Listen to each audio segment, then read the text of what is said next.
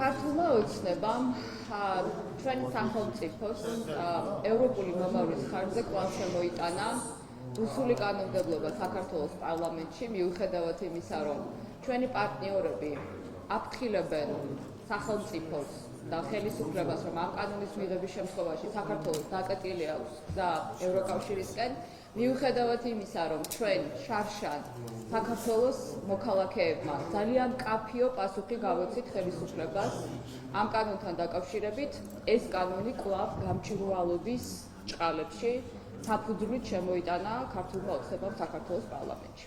ამ დროს რამოდენიმე დღის წინ ცნობილი გახდა, რომ თბილისის საქალაქო სასამართლომ 4 მოსამართლის მიხეილ ჩინჩალაძის, ლევან მურუსიძის, სერგო მეთოფიჩვილის და ვასილ შვენიერაძის სარჩელები მიიღო და მათი დეკლარაციების შემოწმება გააჩერა. რაც გულისხმობს იმას, რომ საქართველოს ისტორიაში პირველად კორუმპირებული მოსამართლეები კლანი უარს ამბობენ საკუთარი ქონების წარმომავლობის და ზოგადად საკუთარი დეკლარაციების შემოწმებაზე ანტიკორუფციული ბიუროს მიერ. ჩვენ არ დაგვეუწყოთ, რომ ეს ანტიკორუფციული ბიურო სწორედ ქართული ოცნების პირობებში შეიქმნა, არ არის დამოუკიდებელი და ამ ანტიკორუფციულ ბიუროსაც კი უარს ეუბნებიან დეკლარაციების შემოწმებაზე.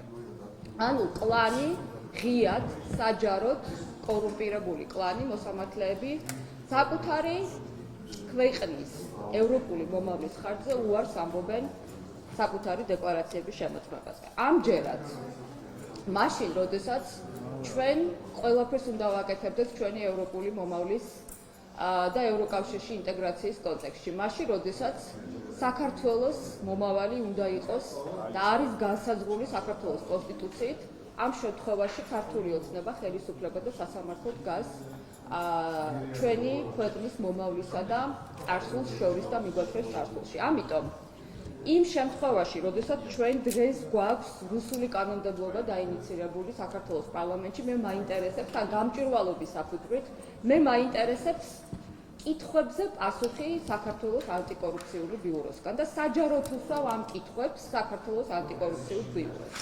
პირველი, ეს არის შემდეგი, რომ მოგვაწოდონ და მიაწოდონ საზოგადოებას მოსამართლეთა მიერ სასამართლოში შეტანილი სარჩელები, ის სარჩელები, რის საფუძველზეც მათ აღარ ეძლევათ უფლება, რომ დეკლარაციები შეამოწმონ 4 მოსამართლის, მათ შორის ჩინჩალაძის და მურუსიძის. მოგვაწოდონ და საზოგადოებას და მედიას მიაწოდონ ანტიკორუფციული ბიუროს საჯარო პასუხი და განმარტება ამასთან დაკავშირებით. თუ რატომ, რის საფუძველზე, რა განჩინების საფუძველზე შეჩერდა დეკლარაციების შემოწმება ამ მოსამართლეების.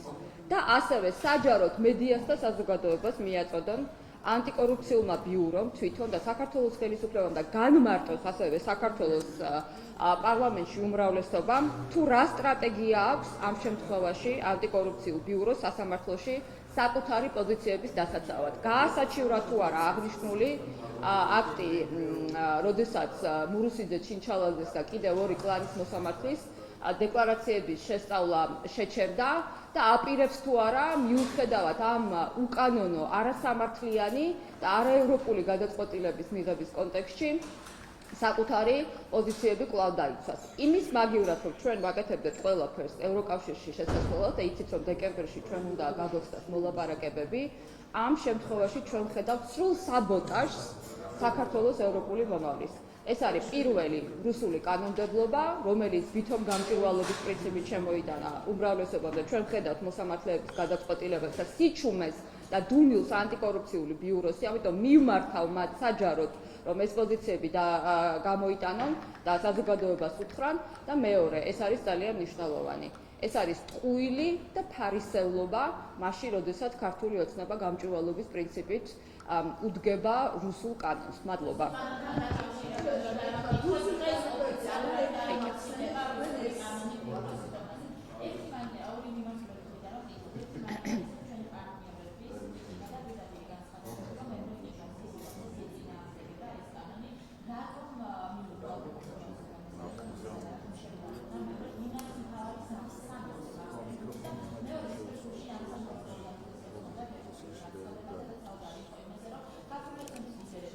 ბევრი.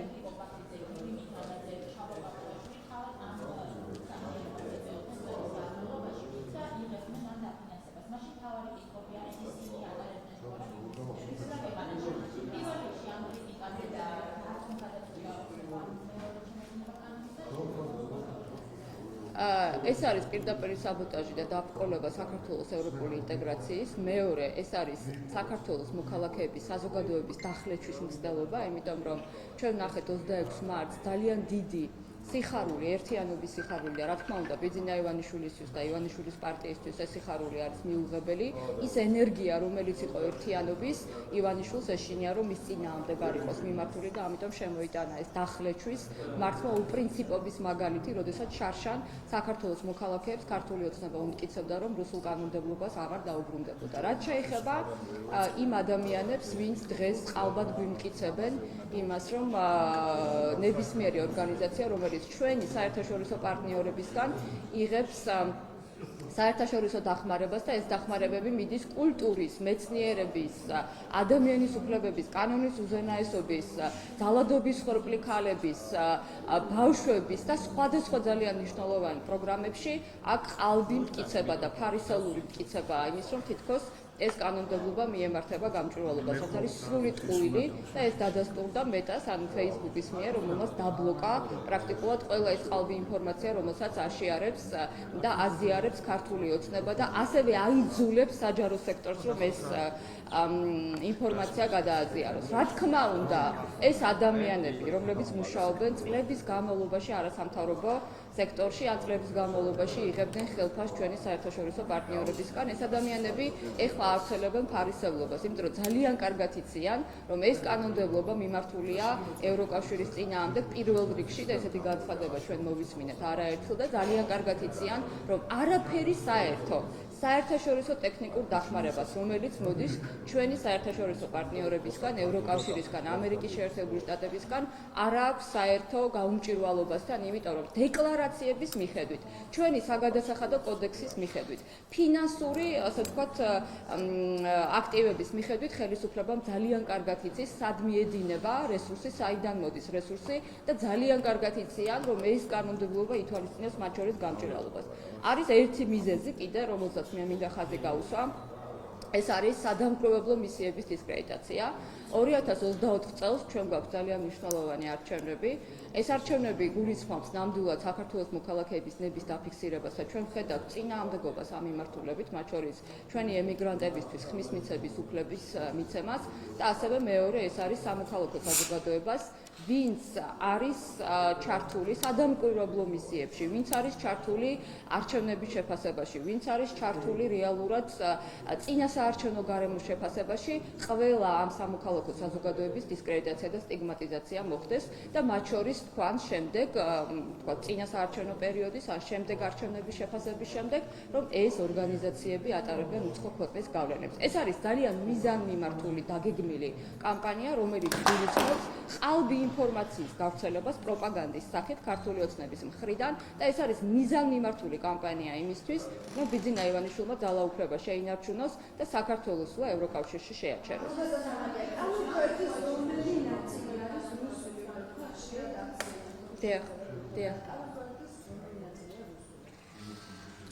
მე კანონმდებლობას ვუწოდებ რუსულს მთლიანად, ვინაიდან რუსეთში მსგავსი კანონმდებლობა იქნა მიღებული და ჩვენ ვხედავთ განცხადებებს ქართული ოცნების ლიდერების მხრიდან, რომლებიც ამბობენ, რომ ისინი ეჭქვეშაყენებენ ჩვენი საერთაშორისო პარტნიორების, ანუ ევროკავშირის და ამერიკის შეერთებული შტატების, პასუხობთ ევროკავშირის და ამერიკის შეერთებული შტატების და ჩვენი დასავლელი პარტნიორებიდან შემოსულ ტექნიკურ დახმარებას. ამიტომ, როდესაც რუსეთიდან შემოსული ფინანსური აქტივები არ კონტროლდება და უნდათ გააკონტროლონ ყველა ის სამოქალაქო ორგანიზაცია, რომელიც საქართველოს მოქალაქეების სასარგებლოდ მუშაობს, ჩვენ ამ კანონმდებლობას, უბრალოდ ჩვენ არა, ქართულმა ხალხმა ამ კანონმდებლობას უწოდა რუსული და მე სრულიად ვეთანხმები.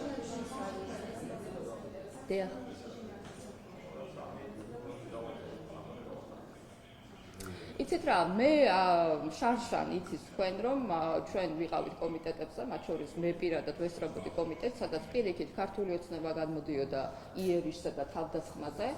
ზუსტად იგივეს აკეთებენ ახლა სოციალურ ქსელში, სადაც მეტა უბლოკავთ მათ ანგარიშზე, ბოდიში იმ ინფორმაციას, რომელიც არის გავრცელებული. ჩვენ რასაც ვხედავთ, ეს არის პროპაგანდის გავრცელება, ღიად და საჯაროდ. ჩვენ ვხედავთ საჯარო მოხელეებზე დაძალებას და მე მაქვს კიდევ ერთი ტესტი, აი თქვენ კითხვასაც რო გამოვეხმაურო, იმ შემთხვევაში, როდესაც მოსამართლეები არ იძლევიან საშუალებას და სასამართლოს გადაწყვეტილებით ბლოკავენ საკუთარი ქონების დეკლარაციის შემოწმებას. რატომ არ საუბრობს ამაზე ქართული ოცნება გამჭვირვალობის პრინციპით და რატო საუბრობს სამოქალაქო ორგანიზაციების ფინანსურ ნაწილზე? რატომ არის ორმაგი სტანდარტი ქართული ოცნების მხრიდან? მაგრამ ფაქტია, რომ მათ არ აინტერესებთ მოსამართლეების და ასე ვთქვათ დეკლარაცია, შანტაჟს ექვემდებარებიან, ხოლო ამ შემთხვევაში სამოქალაქო საზოგადოების, რომლებიც სრულიად გამჭვირვალეა, მათ შორის მათი ფინანსური ნაწილი, მათი სტიგმატიზაცია და დისკრედიტაციას ემსახურებიან.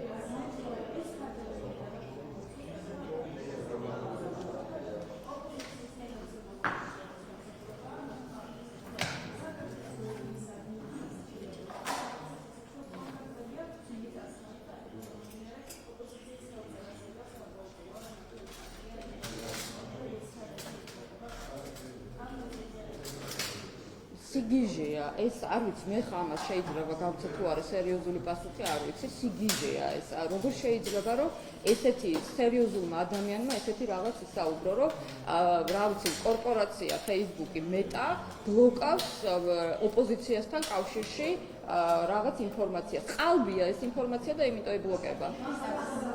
ბატონო?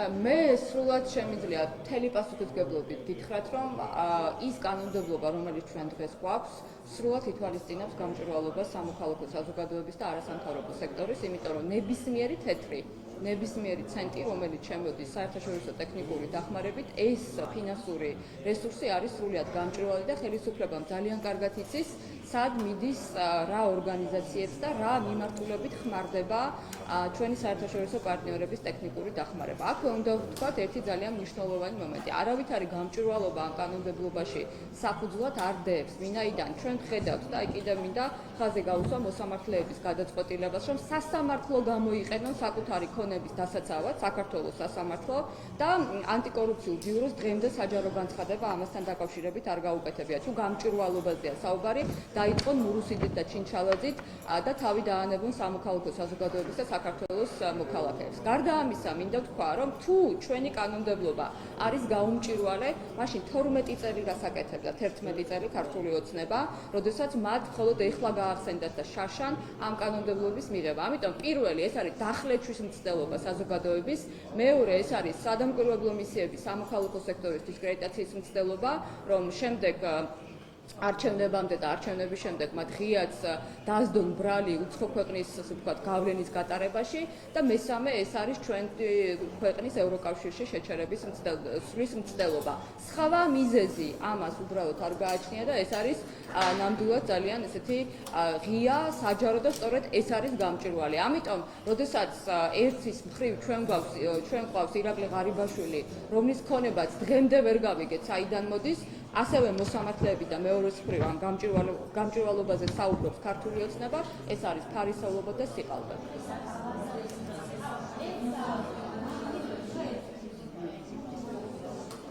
მე არ ვთვლი, რომ ამ კანონს რაიმე შინაარსობრივი განხილვა შეიძლება ასე ვთქვათ, ჩვენ მოვყვეთ, იმიტომ რომ ეს ერთჯერ უკვე გაჟღერებულია და გარდა ამისა, რა თქმა უნდა, ჩემი პოზიცია იქნება მათ შორის კომიტეტზე, ჩემი პოზიცია იქნება სესიაზეც, მაგრამ მუხლობრივად ეს კანონმდებლობა იგივეა, რაც იყო შარშან, არაფერი ცვლილება ამ კანონმდებლობაში არ არის. ბოდიშია.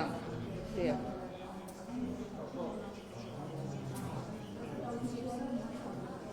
მე რა თქმა უნდა ჩემთვის მნიშვნელოვანია იმ კონტექსტში და საქართველოს მოქალაქეების, იმიტომ რომ ეს კანონმდებლობა არის რუსულ გავლენებზე და რუსეთიდან შემოსულ ფინანსურ რესურსზე, ამიტომ მე ვიზიარებ ამ პოზიციას და რა თქმა უნდა ხარს დავუჭერ. მე სიმართლე გითხრათ, ამ სასამართლოს მხრიდან ობიექტური გადაწყვეტილების მოლოდინი არ მაქვს, გუწფელად, თუმცა ეხლა მოლოდინებზე საუბარი მე ვფიქრობ ზედმეტია. ასევე ძალიან მნიშვნელოვანია, რატომ შეარჩია ლაზარე საქართველოს ხელისუფლებამ, სწორედ სტიგმატიზაციისთვის და ახალგაზრდების დასაშინებლად, რომ ისინი და მათ ყველაფერი გააკეთონ იმისთვის, რომ ადამიანებმა და ახალგაზრდებმა არ გააპროტესტონ, ამიტომ ჩემი აზრით ეს არის ძალიან მიზანმიმართული ასევე დისკრედიტაციის და სტიგმატიზაციის კამპანია.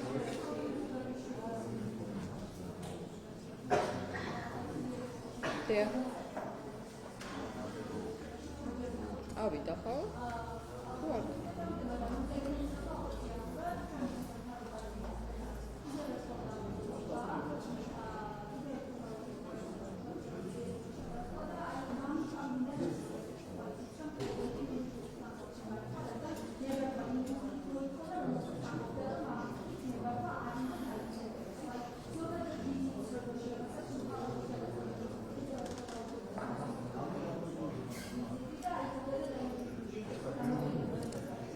ეს ხო სიახლე არ არის, არაფერი განსაკუთრებული და ახალი ამ კუთხით არ არის. ძალიან მეწრულმანია ქართული ოცნება, როდესაც მართლაც ესეთ წრულმანებში, ესეთ გადაწყვეტილებებს და საკუთარ ადმინისტრაციულ ძალაუფლებას იყენებს პრეზიდენტის წინააღმდეგ. არაფერი შეფასება ამ კუთხით არ მაქვს. ერთადერთი შემიძლია გითხრათ, რომ ისინი ყველაფერს გააკეთებენ იმისთვის, რომ საკუთარი თავის დისკრედიტაცია მოახდინონ უკვე და არასდროსი დისკრედიტაცია, როგორც ჩანს, უკვე ამის დასაწყისია და პრაქტიკულად ძალიან მძიმე სხვათა შორის მმართველი ძალისთვის.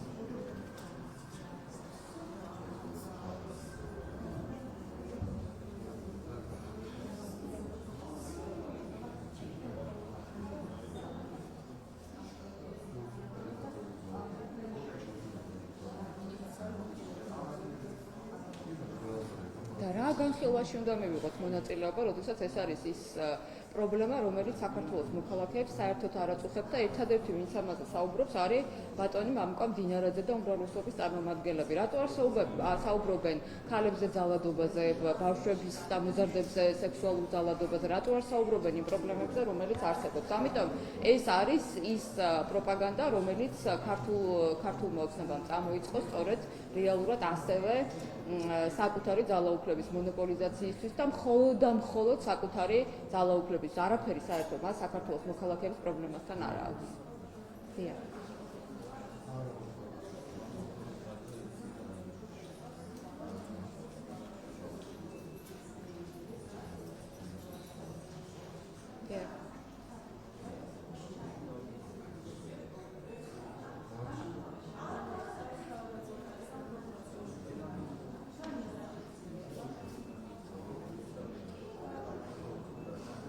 როდინდელი ამბავია.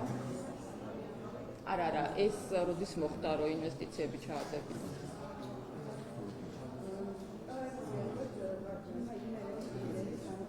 ხო და როდის იყო ეგ? ანუ წელს შარშან წინი არ ვიცი, არ მინახავს ეს სიუჟეტი.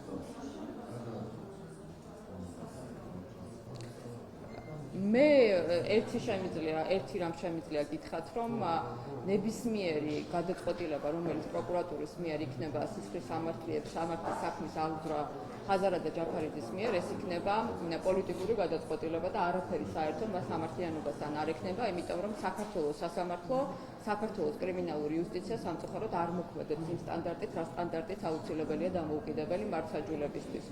ამ შემთხვევაში მე უბრალოდ არ ვიცი, სიუჟეტი არ მინახავს, მაგრამ ყოველ შემთხვევაში საკვირველია ცოტა ამდენი წლის განმავლობაში სად იყვნენ ეს ადამიანები და ეხლა გაახსენდათ მარტო ასე ვთქვათ, მაშინ, როდესაც პოლიტიკური პროცესები არის ძალიან დაძაბული. ამიტომ რა თქმა უნდა, მე ამას პოლიტიკური საქმის კვალიფიკაციას მივანიჭებდი. დიდი მადლობა ყველას, რომ ადრე მოხვედით. კი ბატონო.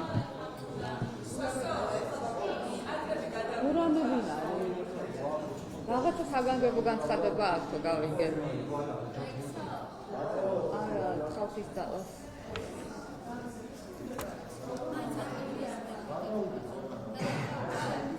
ნინი კადრები თუ არ გადავიდე? რა წერილი?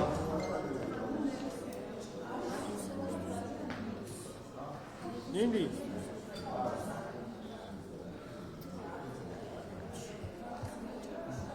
აბა ნახოთ ახლა ანტიკორუფციული რას გვეთქვის ნურისის და ჩინჩალაძეზე. კითხვას აღარ ხავს? აი ხა რადგან გავაკეთე. იჩივლეს კი. და გააჩერდა დეკლარაცია, არასამთავრობოებმა გაავრცელეს ინფორმაცია, რომ სასამართლომ გააჩერა დეკლარაციების შემოწმება. 4 მოსამართლე.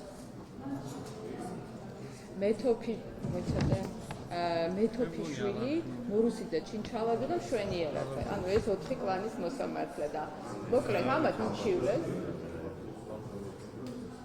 მაგრამ ამოთხმა ასე კი საქართველოს სასამართლო გამოიყენეს იმისთვის, რომ თავის დეკლარაციას არ ამოწმებინებენ და აქამდე არ მოგვისმენია ანტიკორუფციული ბიუროს მოსაზრება.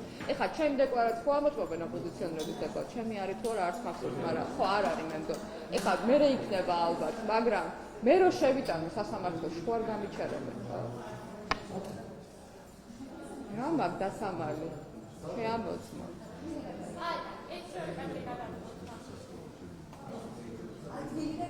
რა მაინც მურუსიძემ შეიტანა. აუ, ღარიბებს არ შეუტანია და მურუსიძემ